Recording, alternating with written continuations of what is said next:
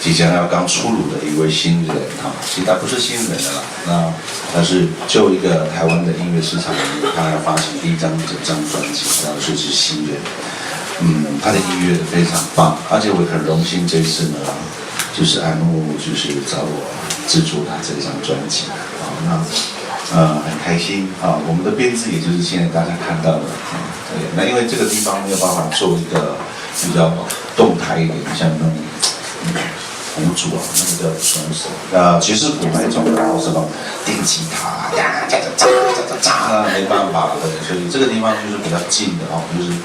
有一点那个感情的东西，所以我们今天就做这种unplugged的版本，希望大家还能够喜欢。没有表示，开玩笑。